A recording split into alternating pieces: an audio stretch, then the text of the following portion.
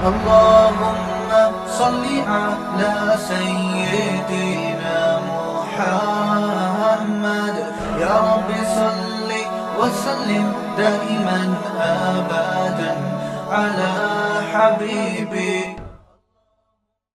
نبی کی 9 بیویاں ہیں. جب ان ازواج نے آپ سے مانگا کہ بھئی ہمارے گھر میں 40 دن چولہا نہیں جلتا، پیسے نہیں ہیں، راشن نہیں ہے، تو آپ صلی اللہ علیہ وسلم نے کیا فرمایا؟ قرآن کی آیتیں نازل ہوئیں. یا ایھا النبی قل لازواجک، آپ اپنی بیویوں سے کہہ دیجئے اگر تمہیں دنیا کی دولت چاہیے تو میں تعالینا امتعکن، میں تمہیں پیسے دے دیتا ہوں، واسرحکن سراحا جمیلا، اور عزت کے ساتھ تم سب کو رخصت کر دیتا ہوں. بھئی کسی پیسے والے سے شادی کر لو. کیوں اللہ نے ہمارے نبی کے لیے غربت کو سلیکٹ کیا تھا؟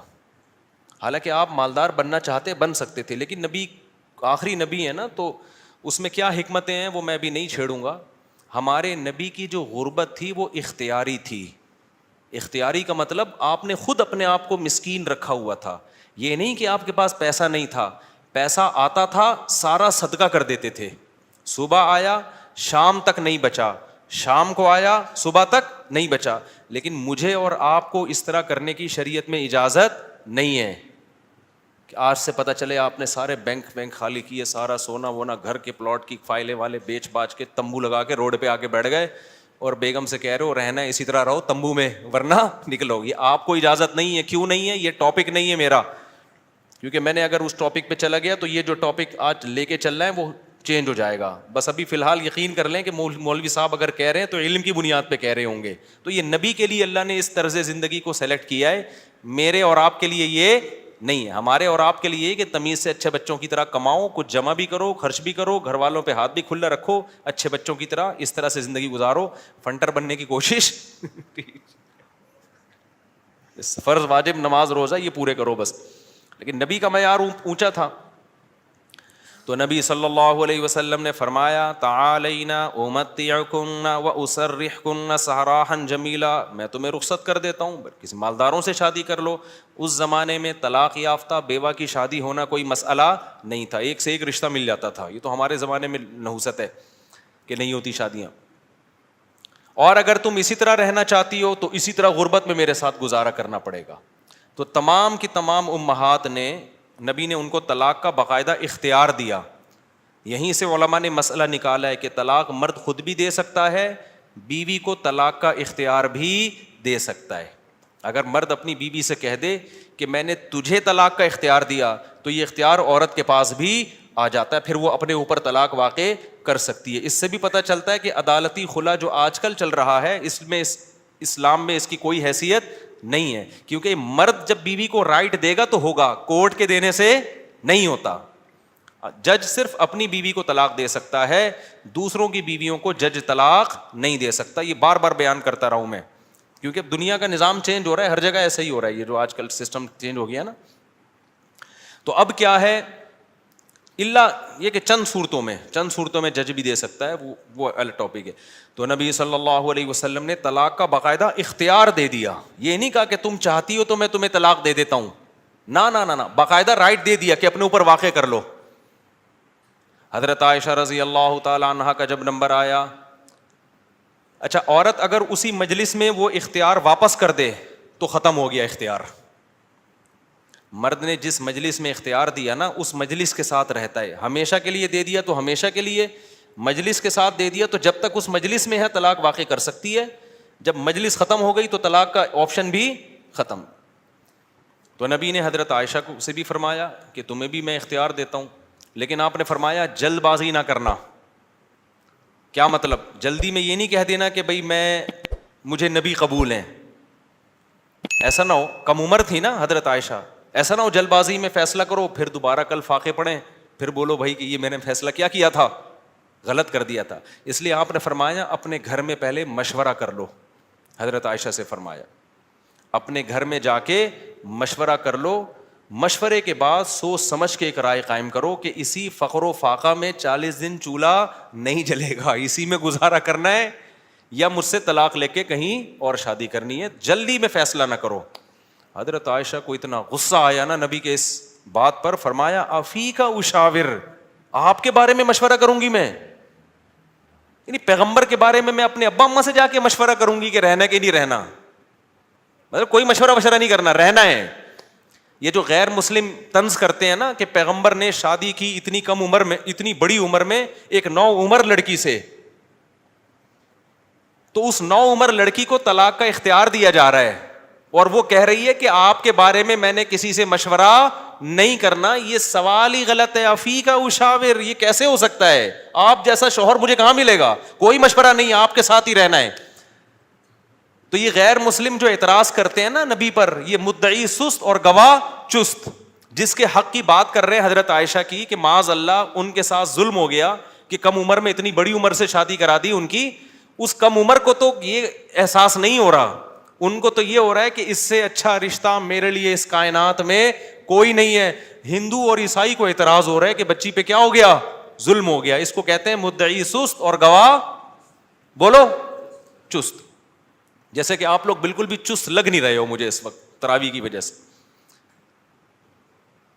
تو یہ خود ہمارے پیغمبر کی ایک بہترین سیرت ہے کہ اتنی عمر میں ہو کے ایک کم عمر سے 9 عمر سے نکاح کیا, اور کھلانے پلانے کو بھی کچھ نہیں ہے, اور 8 سوکنے بھی ہیں, پھر بھی وہ کہہ رہی ہیں کہ آپ کے بارے میں مشورہ بھی نہیں کرنا میں نے. حالانکہ اب تو زندگی گزار چکی تھی نبی کے ساتھ. اگر وہ شروع میں فیصلہ معاذ اللہ غلط ہو گیا تھا شادی کا, تو اب تو ٹائم گزر چکا تھا نا, اب تو آپ کے پاس آپشن تھا بھائی میں نہیں رہتی. وہ کہہ رہی ہیں آپ کے بارے میں نے مشورہ بھی نہیں کرنا, اور یہ ناممکن ہے. یہ کیسی بات آپ کر رہے ہیں, میں آپ کے بارے میں کیسے مشورہ کر سکتی ہوں؟ خدا کی قسم کسی غیر مسلم میں غیرت ہوگی نا, غیرت, بھٹ دھرم اور ضدی نہ ہو, اس بات کو پیغمبر کی نبوت کی دلیل سمجھ کے محمد صلی اللہ علیہ وسلم پر ایمان لے کر آئے گا کہ آپ جیسی پاکیزہ سیرت اور آپ جیسے کامیاب شوہر اس کائنات میں گزرے نہیں ہیں. آج کوئی 50 سال کا 9 سال کی سے کر کے دکھائے, چند دن گزارے اور کھلانے کو روٹی بھی نہ ہو, اچھی بھلا جو بیوی ہوگی نا وہ مارکیٹ سے کیا ہو جائے گی؟ شارٹ ہو جائے گی. بلکہ آج جو مارکیٹ سے شارٹ ہو رہی ہیں بیویاں وہ والی ہو رہی ہیں جو جوڑ کی شادیاں, جو ظاہری اعتبار سے بھی جوڑ کی شادیاں. 25 سال کے لڑکے کی 24 سال کی لڑکی سے شادی ہو رہی ہے, 25 سال کا یہ PhD بھی ہے, پروفیسر بھی ہے, اور کروڑ روپے کما بھی رہا ہے, اور بیگم غریب بھی ہے. پھر بھی جس دن مارکیٹ سے آٹا شارٹ ہوا, بیگم اسی دن مارکیٹ سے شارٹ ہو گئی. آٹا شارٹ ہونے کی فکر اتنی نہیں ہوتی جتنی اس کو بیگم کے شارٹ ہونے کی. ہمارے پاس تو کیسز آ رہے ہیں نا, کورٹ میں بھی آ رہے ہیں. ذرا سا بے روزگار ہوا, بیگم شارٹ. وہ کہتی تیرے میں ہے کیا جو میں تجھ سے تیرے ساتھ رہوں؟ ایک آٹا دے رہا تھا وہ بھی نہیں ہے بھائی. تو یہ محمد صلی اللہ علیہ وسلم کے بہترین شوہر ہونے کی دلیل. میدان جنگ میں آپ سے بہترین کمانڈر کوئی نہیں, سیاست میں آپ سے بہترین سیاست کسی کے پاس نہیں, گھر میں آپ سے بہترین شوہر کوئی نہیں. ایک ہی وقت میں تمام بہترین صفات اللہ نے اکیلے محمد صلی اللہ علیہ وسلم میں جمع کر دی, جبکہ اسباب اور وسائل بالکل بھی نہیں ہے. اسباب اور وسائل تو پیسے کو بولتے ہیں نا, وہ بالکل بھی نہیں ہے. اب میں وہ اس واقعے کی طرف آتا ہوں. اب مجھے بتاؤ, ہاں تو میں آپ سے یہ کہہ رہا تھا کہ بیگم صاحبہ کو خوب اچھا کھلائیں, جو خود پہنے اس کو پہنائیں, جو خود کھائیں اس کو کھلائیں. لیکن قدرت کی طرف سے اگر غربت آ گئی ہے بھائی تو پھر ٹینشن لینے کا نہیں ہے. پھر بیگم اگر کہتی ہے نہیں رہنا, کوئی بات نہیں بیگم, میں تو یہی کچھ کھلا پلا سکتا ہوں, رہنا ہے رہو, نہیں تو پتلی گلی سے نکلو, ہم کسی اور سے شادی کر لیں گے. ایک دم سے نہ نکال دو, پہلے مجھ سے مشورہ لے لینا. بعض دفعہ خواتین غصے میں بھی کہہ رہی ہوتی ہیں مجھے چھوڑ دو, ایک دم وہ غصے میں کہہ رہی ہوتی ہیں, 4 دن کے بعد ان کا موڈ بدل جاتا ہے. خود سے کچھ نہ کرو, مشورہ لے لیا کرو. میرا تو مقصد صرف یہ بتانے کا ہے کہ ٹینشن لینے کا نہیں ہے. ایک تو بے روزگاری کی ٹینشن, اوپر سے ایک اور ٹینشن اپنے اوپر مسلط کرو تو پاگل ہو جاؤ گے.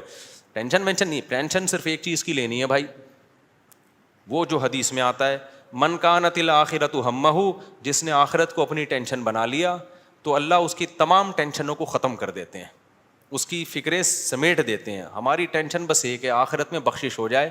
نہ بیگم ٹینشن ہے ہماری, نہ بچے ہماری ٹینشن ہے, نہ کوئی اور ہماری ٹینشن ہے, نہ گورنمنٹ ہماری ٹینشن. میری ٹینشن یہ ہے کہ مجھ سے قیامت کے دن سوال ہوگا, میں اس سوال میں پورا اترتا ہوں یا نہیں. اب آٹا مہنگا ہونے کی ٹینشن ہم کیوں نہیں لے رہے کہ ہماری وجہ سے نہیں ہوا, میری وجہ سے ہوا ہوتا نا تو میں ٹینشن لیتا کہ آخرت میں چترول کس کے لگیں گے, میری وجہ سے تھوڑی ہوا ہے.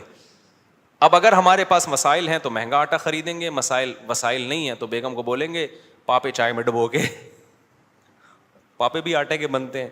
آہستہ آہستہ, اللہ نہ کرے ہمیں وہ حالات نہ آئیں, ابھی تو اللہ کھلا پلا رہا ہے, لیکن اگر اللہ نہ کرے خدا نہ خواستہ ایسے حالات آئیں تو بھائی وہی گزارا کرو, 2-3 کھجوریں کھا لیا کرو صبح شام. مرتا نہیں ہے بھوک سے اتنی جلدی انسان, اور جب آپ بھوکے رہو گے نا ایک دم کولیسٹرول کم ہوگا, جوان ہو جاؤ گے. میں آپ کو بتاؤں, ابھی تو ڈاکٹر کہہ رہے ہیں کہ بھوکا رہنے سے بہتر کوئی جوان ہونے کا نسخہ نہیں ہے, تو ڈاکٹر بھی اس طرف آ گئے ہیں, اگرچہ کھا دبا کے رہے ہیں, وہ بھی مشورے اس طرح کے دے رہے ہیں. تو خیر, اب دیکھو حضرت ابو سعید خدری رضی اللہ تعالی عنہ نبی کے پاس آئے, سارا گھر لٹا دیا. ایسے موقع پہ جب کوئی آئے گا تو اس کو کیا مشورہ دیا جائے گا؟ بھائی سب سے زیادہ ان کو راشن دیا جائے, تسلیاں دی جائے. لیکن نبی کے سامنے آئے, ہاتھ پھیلایا, یا رسول اللہ میری ماں نے بھیجا ہے, باپ بھی شہید اور بھائی بھی شہید, اور احد میں آپ کی خاطر شہید ہوئے ہیں, آپ نے کہا تھا لڑائی کے لیے جاؤ. نبی نے فرمایا من یستعفف یعفہ اللہ, یاد رکھو جب تک آخرت میں ایمان نہیں ہے نا, غیرت کے علاوہ سب کچھ آئے گا آپ کے اندر.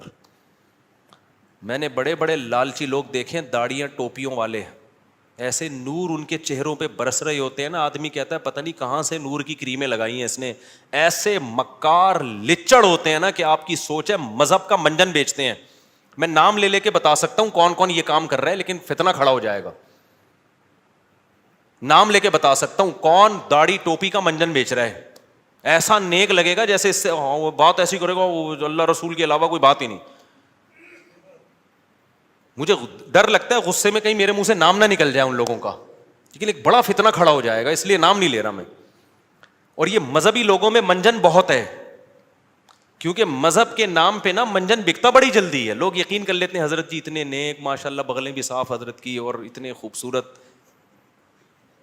تو یاد رکھو فراڈی آدمی کے لیے داڑھی رکھنا اور پگڑی پہننا کوئی مشکل کام نہیں ہے. فراڈی یہ کام کر بھائی داڑھی ٹوپی داڑھی رکھنا ضروری ہے, لیکن یہ بھی تو ہو سکتا ہے چور نے داڑھی رکھی ہو لوگوں کو الو بنانے کے لیے. مدرسے والے کبھی چور نہیں ہوتے, چور لوگ مدرسہ کھول لیتے ہیں کہ پیسہ آئے گا. بڑے بڑے ٹرسٹ چل رہے ہیں جو بڑے بڑے فراڈی ہیں, سارے ٹرسٹ فراڈی نہیں ہیں لیکن فراڈی ٹرسٹ بھی ہیں بہت سارے. مجھے خود ایک وکیل نے بتایا کہ جب کسی آدمی کو کروڑ پتی بننا ہوتا ہے نا, اور گاڑیاں منگوانی ہوتی ہیں کسٹم پے کیے بغیر, تو وہ ٹرسٹ کھول لیتا ہے. اس نے مجھے بتایا کتنے لوگوں نے ٹرسٹ کھولے ہوئے پاکستان میں, دبا کے نوٹ چھاپ رہے ہیں. تو یہ دھندے پاکستان میں سب سے زیادہ ہوتے ہیں, دنیا میں اتنے زیادہ بولو نہیں ہوتے. لیکن ہماری قوم اندھی ہے خدا کی قسم, غصہ آ رہا ہے مجھے.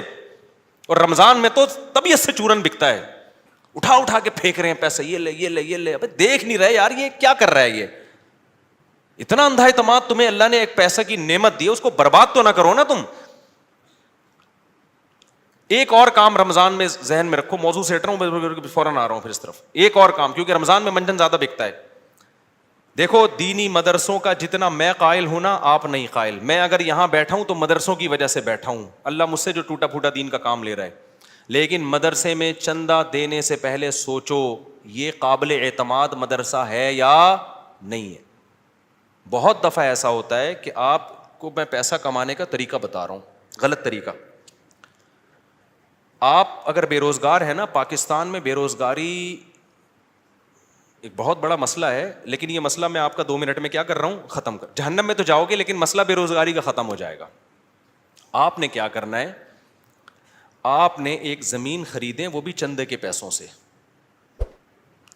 ٹھیک ہے نا, کہ بتائیں میں ایک مدرسہ کھولنا چاہتا ہوں. اس سے پہلے آپ کو داڑھی رکھیں, آپ داڑھی, کیونکہ لوگ پھر اس پہ زیادہ اعتماد ہے, اور پگڑی باندھیں. مولانا طارق جمیل صاحب کے ساتھ 6 سیلفیاں, مفتی طارق مسعود صاحب کے ساتھ 7 سیلفیاں. مفتی صاحب کے پاؤں دبائیں, میرے پاؤں دبائیں, سر میں مالش کر کے چپکے سے ویڈیو بنائیں کہ دیکھو میں مفتی صاحب کی خدمت کر رہا ہوں, میں گلے مل رہا ہوں, ویڈیو بنائیں. مولانا طارق جمیل صاحب کو ہدیہ دیتے ہوئے ویڈیو بنائیں, ٹھیک ہے. ایک بیان ان سے اپنے حق میں کروا لیں گے, بہت اچھا ہے, آدمی بیان تو کر ہی دیتا ہے نا. میرے پاس بھی کوئی آئے گا, اچھا ہی لگ رہا ہے بھائی, اچھا ہے ماشاء اللہ. چند چیزیں اس طرح, ڈاکٹر ذاکر نائک سے ملاقات ہو جائے تو سبحان اللہ, ایک آدھ سیلفی وہاں سے لے لی آپ نے. اور پھر آپ نے کیا کیا ہے, ایک دو دفعہ غریب کو گلے ملتے ہوئے رو لیں, پیاز کاٹ کے جائیں, آنسو پہلے نکلیں گے, ایک دم رو کے ایک تصویر بنا لیں, غریب کو مل کے رو رہے ہیں. بہترین, خدا کی قسم ایسا طریقہ ہے نا, تم نوٹ تمہارے پاس نا رکھنے کی فرصت نہیں ہوگی یار, کدھر رکھوں, تھیلے بھر گئے سارے. اس کے بعد آپ نے کیا کرنا ہے, آپ نے اناؤنس کرنا ہے میں ایک مدرسہ بنا رہا ہوں, یتیم خانہ کھول رہا ہوں. آپ نے 4 دیواری کھڑی کی, اس میں 4-6 یتیم بچے, آپ جائیں وہاں سے کچھ بچے ادھار لیں. ادھار کا مطلب کوئی اپنے بچے دیتا تھوڑی ہے, ان کو بولیں کہ ہم کچھ دن ان کو کھلائیں گے پلائیں گے, تو مائیں دے دیتی ہیں, چلو یار کچھ دن کیا, اور قرآن بھی پڑھائیں گے, تو قرآن پڑھ رہا ہے اس بہانے. یہ آپ کو پتہ ہے, اللہ کو پتہ ہے, وہ 4-6 یتیم بچے جو شکل سے بھی یتیم لگ رہے ہوں, اور اگر یتیم نہ بھی ہوں تو وہ بچے جو لگ رہے ہوں یتیم شکل سے, بعض یتیم ہوتے نہیں ہیں, لگتے ہیں یتیم, اللہ کی طرف سے ڈیزائننگ کچھ اس طرح کی ہوتی ہے, ٹھیک ہے, وہ لگ کیا رہے ہوتے ہیں, یتیم لگ رہے ہوتے ہیں. رمضان میں بہترین بزنس, تو آپ نے وہ 4 دیواری میں 8, 10, 15, 20 جتنے ہو سکے ایک بھی لے آؤ گے نا تو دھندا تو چلنا شروع ہو جائے گا. وہ یتیم بچے لا کے ڈال دیے. پھر اس کے بعد آپ اپنی 2-4 نمازوں کی تصویریں دعا مانگتے ہوئے, ٹھیک ہے نا, اور پھر آج کل خلافتیں بھی مل جاتی ہیں, ایک آدھ بزرگ کے تھوڑا سا کچھ, آپ جو 2 نمبر قسم کے بزرگ ہوتے ہیں, ہدیے ودیے دیے اور تھوڑا سا خلافت لے لی وہاں سے. اس کے بعد پھر میرے بھائی, اب جو آپ کے پاس پیسہ آئے گا نا, آپ آگے آگے اور پیسہ آپ کے پیچھے پیچھے. لوگ کہیں گے یار یہ میری طرف سے بکرا, 10-10, 20-20 لوگ بکرے لا رہے ہوں گے, 9 بکرے آپ کے گھر میں, ایک بکرا کاٹ کے بچوں کو کھلا دو. لوگ سمجھ رہے ہوں گے دیکھو بکرا کھلا رہا ہے نا, یہ لوگ یہ تھوڑی دے رہے ہوں گے کم بخت کھلا کتنا رہا ہے, اور 9 تو گھر میں پہنچائے ہیں اس نے, اور وہ قصائیوں سے ان کے رابطے ہیں, وہ بک رہے ہیں مارکیٹ میں. گاڑیاں بڑی بڑی لینڈ کروزر جیسی گاڑیاں, بھائی کس کی, مدرسے کی گاڑی ہے بھائی, تیرا ابا تو سائیکل بھی نہیں چلاتا تھا, تیرے پاس اتنی بڑی گاڑی کہاں سے آ گئی, تو کون ہوتا ہے مجھ سے پوچھنے والا, وہ یہ جواب دے گا آگے. ایسی لگژری لائف ہوگی نا. ان 6 یتیم بچوں کو ادھار لیا تھا واپس کر کے, اب سچی مچی کا یتیم آنا شروع ہو جائیں گے. جب پتا چلے گا نا یہ لوگ کھانے میں بکرے کھلاتے ہیں, تو پھر تو جو یتیم نہیں بھی ہیں, ابا کہے گا یار اس کو یتیم ہی فرض کر کے میرے بچے کو بھی یہاں داخل کر لے, بلکہ میرے ابا بھی مر گئے تھے, میں بھی یتیم ہی ہوں. ایسا نوٹ چھاپنے کی مشین بنو گے, بنے ہوئے ہیں لوگ, بنے ہوئے ہیں. بڑے بڑے مدرسوں کے نام پہ فراڈ ہو رہا ہے. میں نہیں کہہ رہا مدرسے فراڈی ہوتے ہیں, فراڈی لوگ بھی مدرسہ بناتے ہیں. اب آپ نے یہ نہیں کرنا کہ مدرسوں کو دینا بند کر دیں, اس سے تو اچھے مدرسے بھی بند ہو جائیں گے. آپ نے تحقیق کرنی ہے کون واقعی دیندار لوگ ہیں, امانت دار لوگ ہیں, کام کر رہے ہیں, اور کون ایسے ہیں جو داڑھی اور پگڑی کے نام پہ منجن بیچ رہے ہیں. یہ آپ نے کرنا ہے, نہیں تو قیامت کے دن الٹے لٹکے پہ ہوگے. بہترین بزنس ہے یہاں پہ یہ. اچھا خیر, ہم آگے چلتے ہیں میرے بھائی. تو اب کیا تھا کہ حضرت ابو سعید خدری رضی اللہ تعالیٰ عنہ کو نبی نے کیا فرمایا. میں یہ عرض کر رہا تھا کہ آخرت ہوگی نا تو غیرت ہوتی ہے. یہ بہت بڑی اللہ کی نعمت ہے کہ آپ کا ہاتھ اللہ کے سوا کسی کے سامنے نہ اٹھے. اللہ سے مانگا کرو, یہ اسباب بھی اختیار کرو پیسہ کمانے کے, کیونکہ جو اسباب اختیار نہیں کرتا اللہ اس کی مدد نہیں کرتا. اگر گھر میں پڑے ہوئے ہو, محنت نہیں کر رہے اور کہہ رہے ہو کہ بس اللہ ہی دے گا, تو پھر اللہ آپ کو بھکاری بنائے گا. یہ یاد رکھنا. آپ نے کیا کرنا ہے, اپنی پوری کوشش کرنی ہے پیسہ کمانے کی, دماغ لگانا ہے. کیوں؟ رزق حلال عین عبادت ہے. الکاسب حبیب اللہ, محنت کر کے کھانے والا وہ اللہ کا دوست ہے. تو اب کیا ہے, ہمارے نبی نے حضرت ابو سعید خدری سے فرمایا کہ من یستعفف یعفہ اللہ. کیا مطلب؟ جو اپنے آپ کو رسوا ہونے سے بچانا چاہتا ہے, عفت کا مطلب رسوا ہونے سے بچانا, دامن داغدار نہ ہو, ذلیل ہونے سے بچانا چاہتا ہے. اس سے پتہ چلا مانگنا کیا ہے, بول لو نا, ذلت ہے. ہاتھ پھیلانا کیا ہے, ذلت. تو جو چاہتا ہے کہ میں ذلیل نہ ہوں, ہمیں تو پتہ ہی نہیں کہ یہ ذلت ہے. ہم تو سمجھتے ہیں میں اتنا چونا لگاتا ہوں بندے سے 2 منٹ میں اتنے پیسے نکلوا لیتا ہوں, یہ میرا کمال ہے. ایک چور کو پکڑا نا, کورٹ میں لے کر گئے, عدالت نے کہا یار تم نے اتنی خوبصورتی سے چوری کی, کسی کو پتہ ہی نہیں چلا. چور کہتا ہے شکریہ سر, آپ نے میری اتنی تعریف کی, اتنا زبردست چور ہوں میں. جج نے کہا کم بخت میں تیری تعریف نہیں کر رہا, تیری برائی کر رہا ہوں. تو نبی نے فرمایا من یستعفف یعفہ اللہ, جو اپنے آپ کو رسوا ہونے سے بچانا چاہتا ہے اللہ اسے رسوائی سے بچاتا ہے. اب سوال پیدا ہوتا ہے کہ رسوائی سے تو بچ جائیں گے لیکن ٹینشن تو ہے نا, فاقے تو پڑ رہے ہیں, مصیبت تو ہے. اگلا جملہ نبی نے فرمایا وَمَن يَتَصَبَّرْ, جو اللہ سے صبر مانگتا ہے, يُصَبِّرْهُ اللَّهُ, اللہ اسے صابر بھی بنا دیتا ہے. اس ٹینشن میں اللہ سے مانگو صبر, تو اللہ کیا کرے گا؟ صبر دے دے گا. جیسے موسیٰ علیہ السلام کی ماں نے جب حضرت موسیٰ کو صندوق میں رکھا نا بچے کو, تو فرعون نے پکڑ لیا اس بچے کو. اب قرآن کہہ رہا ہے موسیٰ کی ماں دل برداشتہ ہو گئی, میرا بچہ کس کی گود میں چلا گیا ہے؟ فرعون کی. ماں تو ایک دم ہو جائے گی نا. اگر جا کے بتا دیتی کہ میرا بچہ ہے, فرعون نے فوراً قتل کر دینا تھا اس کو. لیکن عورت جذباتی ہوتی ہے, وہ انجام نہیں دیکھتی, وہ جذبات سے مغلوب ہوتی ہے. لیکن قرآن کہتا ہے وَرَبَطْنَا عَلَىٰ قَلْبِهَا, ہم نے موسیٰ کی ماں کے دل کو باندھ دیا. کیا بلاغت ہے قرآن کی. موسیٰ کی ماں کے دل کو کیا کر دیا؟ رسیوں سے باندھ دیا, جیسے ہلے نہیں اپنی جگہ سے, دل برداشتہ نہ ہو. یہ قرآن کی بلاغت ہے, یعنی صبر کی توفیق دی. اس صبر کی توفیق کو بیان کرنے کے لیے قرآن کیا کہتا ہے؟ موسیٰ کی ماں کو کے دل کو ہم نے رسی سے کیا کر دیا؟ ایسے کس کے باندھ دیا, ہلے نہیں بھائی. جیسے کسی بندہ ہل رہا ہو نا, آپ اسے رسی سے کس کے بالکل بند کر دو, اب وہ گیا, یعنی وہ ہلنا بھی چاہے تو نہیں ہلے. تو اس سے پتہ چلتا ہے کہ بعض دفعہ انسان بے صبرا ہو رہا ہوتا ہے, لیکن اللہ کی طرف سے اس کو ایسی توفیق ملتی ہے کہ اللہ اس کے دل کو رسیوں سے باندھ دیتے ہیں. ہلنا نہیں, چپ کر کے تمیز سے بیٹھا رہے, مجھ پر اعتماد اور توکل کر.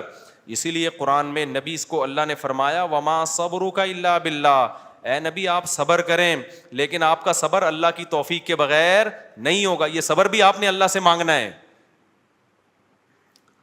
تو نبی نے فرمایا جو صبر کرنا چاہتا ہے اللہ اس کو صبر کی توفیق دیتا ہے. آج ڈپریشن اس لیے بڑھ رہی ہے کہ صبر کرنا چاہتے ہی نہیں ہے. جو ٹینشن آئی, جو مصیبت آئی, بس نکال دو فوراً جا کے. جو پہلے آ گیا نا وہ پٹتا ہے. آپ جب غصے میں بیٹھے ہو تو جو شروع میں آ گیا نا وہ اس کا کیا ہو گیا؟ بیڑا غرق ہو گیا. اس کے بعد حدیث دیکھو, حضرت ابو سعید خدری واپس چلے گئے.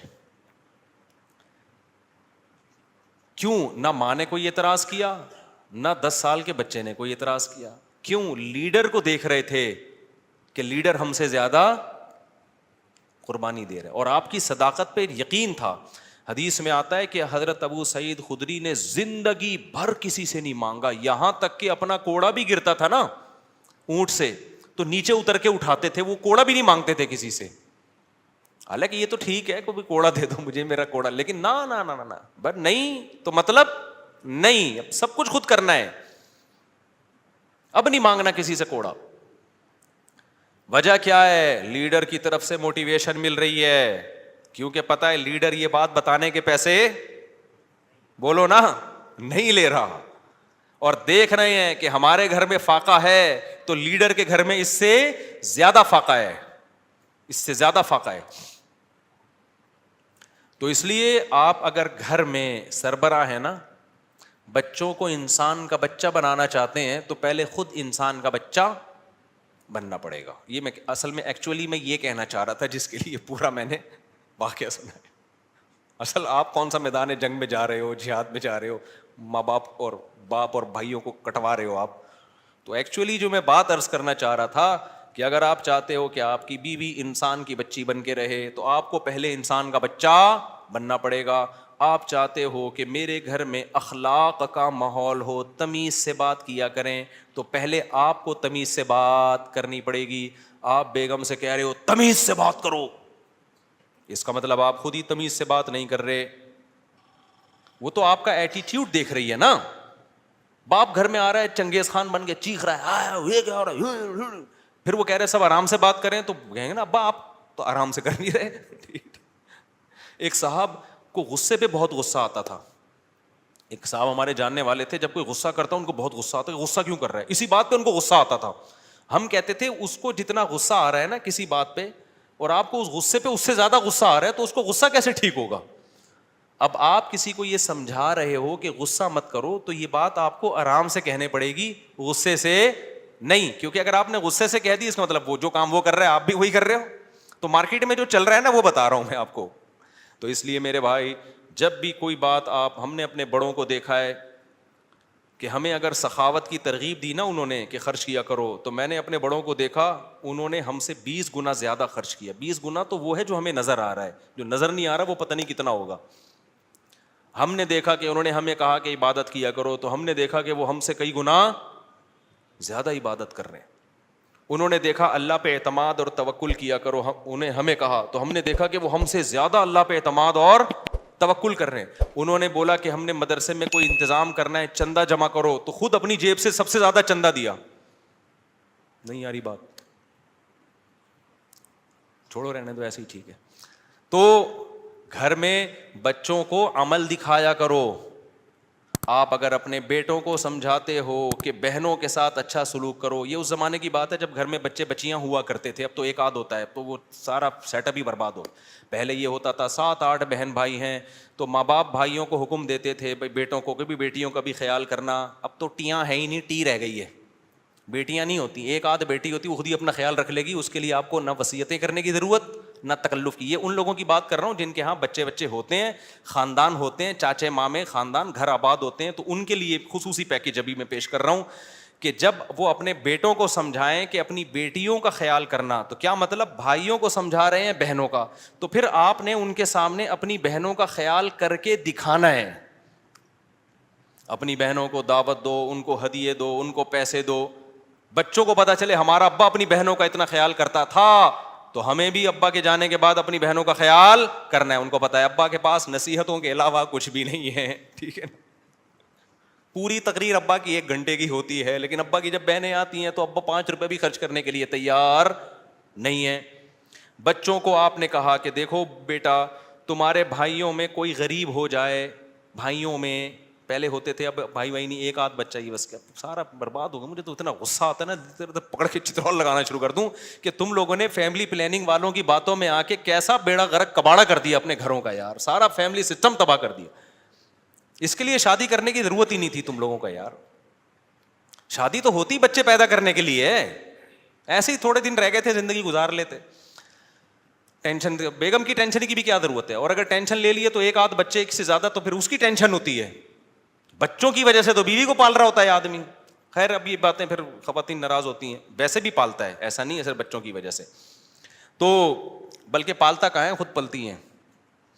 تو میرے بھائی میں یہ عرض کر رہا تھا کہ آپ نے بیٹوں کو سمجھانا ہے کہ اگر تمہارے بھائیوں میں سے کوئی غریب ہو جائے تو جس بھائی کو اللہ پیسہ دے گا اس نے اپنے غریب بھائیوں کا خیال کرنا ہے. یہ تقریر جب سمجھ میں آئے گی جب بچے دیکھیں گے ہمارے ابا ہمارے چاچا اور تایا کا خیال رکھتے ہیں. نہیں آ رہی سمجھ. آپ کے بھائیوں میں کوئی غریب ہو جائے نا, ایسا نہ کرو کہ وہ آ کے آپ سے بھیک مانگے, یار اللہ کے نام پہ کچھ دے دے, تو گاڑیوں میں گھوم رہا ہے, کچھ ہمیں بھی دے دے. آپ نے پہلے سے ہی ان کو دینا شروع کر دینا ہے, ان کا حصہ ہے. وفی اموالہم حق للسائل والمحروم وآت ذی القربى حقہ. اللہ کہتے ہیں رشتہ داروں کو ان کا حق دو. تو رشتہ داروں میں تو بھائی بہن سب سے پہلے ہیں بھائی. اللہ کہہ رہی ہے ان کا رائٹ ہے, ان کا حق ہے. آپ کے پاس پیسہ ہے, وہ غریب ہیں, تو میں نہیں کہہ رہا ان کو وہی اسٹینڈرڈ دے دو جو آپ کا ہے, اتنا تو کرو نا کہ کچھ تو تھوڑا سا خیال کرو ان کا.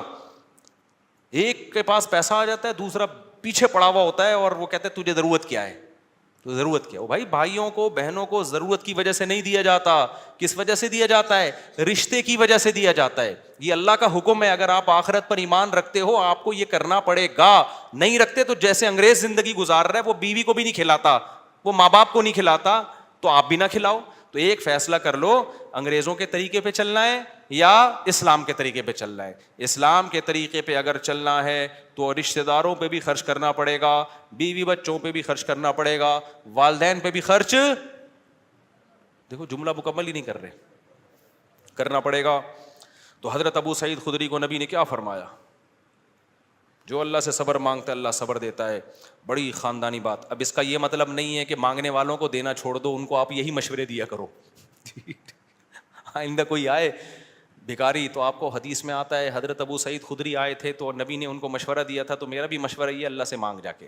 نبی نے ہر ایک کو یہ مشورہ نہیں دیا, لیول دیکھا لوگوں کا. بہت سے صحابہ آئے, نبی نے ان کو دے دیا کہ ان کا توکل کا وہ لیول نہیں تھا. ابو سعید خدری تو لیڈر تھے نا, بعد میں لیڈر بنے ہیں, جنگوں میں کمانڈر بنے ہیں, علم کے مفتی بھی بنے حضرت ابو سعید خدری. ان صحابہ میں ہر ایک مفتی نہیں تھا, چند مخصوص لوگ تھے جو فتویٰ دیا کرتے تھے. تو مذہبی لیڈر تھے نا حضرت ابو سعید خدری, اس لیے ان کو تیار کیا نبی نے کہ ان کا لیول توکل کا اونچا ہوگا. تو اب یہ جو بیچارہ عام بھکاری آ رہا ہے, اس کو وہ والے توکل پہ نہ چڑھاؤ بھائی, ٹھیک ہے نا, جس پہ خود بھی نہیں ہو. ہاں بھکاریوں کو دینا چاہیے نہیں دینا چاہیے, اس میں بہت سوچ سمجھ کے. بھکاریوں میں پروفیشنل لوگ بہت زیادہ ہیں.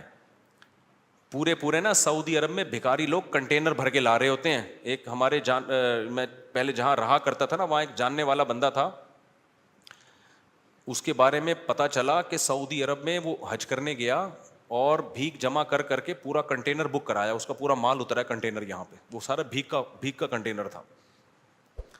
تو حج بھی پتہ نہیں بھیک لے کے گیا ہوگا. تو ایسے بھی لوگ ہیں. تو میں یہ نہیں کہہ رہا کہ بھکاریوں کو نہ دیں, لیکن سوچ لیا کریں کہ مستحق ہے بھی یا نہیں ہے.